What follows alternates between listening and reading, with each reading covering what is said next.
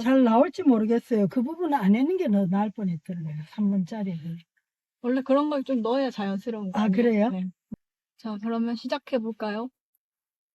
그 명상 중에 우리가 잠에 빠지게 되는 그런 경우에 대해서 어떻게 생각하시는지 한번 말씀해 주세요. 내 몸이 지금 좀 피로하다. 피로해서 졸릴 수가 있고, 그 피로해서 졸리는 경우는 그냥 살짝 조금 졸아도 괜찮아요. 그 조는 거에 대해서 특별한 반응을 할 필요는 없을 것 같아요. 아, 내가 지금 그럴 때 내 몸의 상태를 보면서 조금 피곤한 상태구나.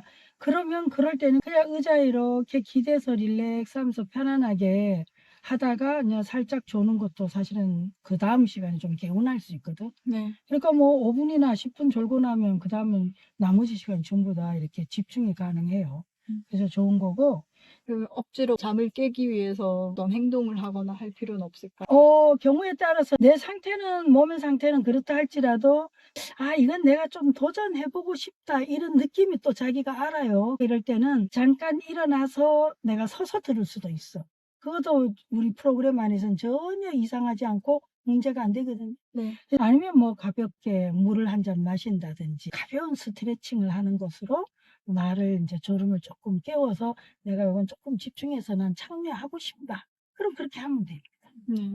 또 두 번째 이유라면은 우리가 프로그램 하다 보면은 화를 다룬다든지 수치심을 다루거나 어릴 시절을 떠올린다든지 뭐 여러 가지 이런 내용이 있으니까 그럴 때에 살짝 내가 그거를 수용하기에는 어떤 한계가 있어서 그걸 내가 지금 더 이상 내가 이렇게 받아들일 수 있는 내 안에 심리적, 신체적인 용기가 안 된 거에 다 차버렸어.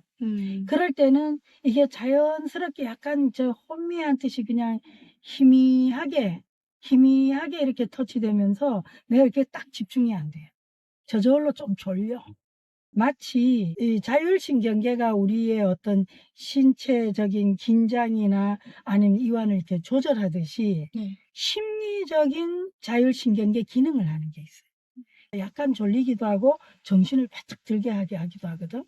그럴 때는 아, 내가 조금 그런 상태이구나 이런 걸 그냥 조금 알아차리고 자각하는 정도면 충분한데 이걸 막 심각하게 나는 뭐 명상을 할 수 없는 사람이라든지 나는 뭐 명상이 나한테 효과가 있다 없다 이런 문제가 아니라는 그냥 내가 아 이럴 수 있구나 하고 가만히 두면 네. 그래서 그 자리에 그냥 있는 것으로 사실은 충분하고 크게 의식적으로 애를 안 써도 사실은 내 몸이 내 의식이 무의식적으로 공부를 하고 있다. 이렇게 생각하면 좋을 것 같아요. 그 전통 수행에서는 막 잠막이라고 하면서 수마라고 하잖아요. 아, 저도 그렇게만 알고 있다가 처음에 이 음, 연구원 프로그램을 하고 뭐 MSC를 배우면서 너무 이렇게 풀어주는 것 같은 거예요, 자기 자신을. 그래서 좀 낯설었거든요. 전통 수행에서 수마라고 하는데 그거는 교리상으로는 조금 근거가 희박해요. 자기가 어떤 굉장한 그 정진을 하면서 내가 이거를 이겨내고 극복하고 뭔가 나의 어떤 한계치까지 도전하고 싶다. 네. 이럴 땐 그게 가능한데 네. 그 유식에 보면 선심소, 불선심소, 중성이 나와요. 선심소도 아니고 불선심소도 아닌 중성적 요소.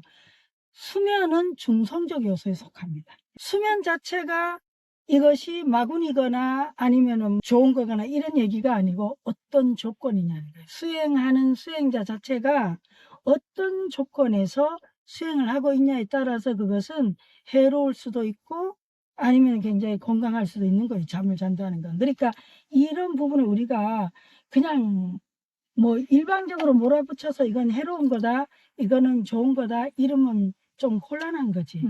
수행에서 그러네요. 효과성도 떨어지고. 저는 잠을 좀 줄여야 할까요? 늘려야 할까요? 지금 현재 몇 시간쯤 자길래 그런 말을 합니까? 이거는 질문 안 할게요, 그냥. 그래. 알아서 할게요, 선생님. 그러면 곧장 출발해 볼까요? 어째 괜찮나?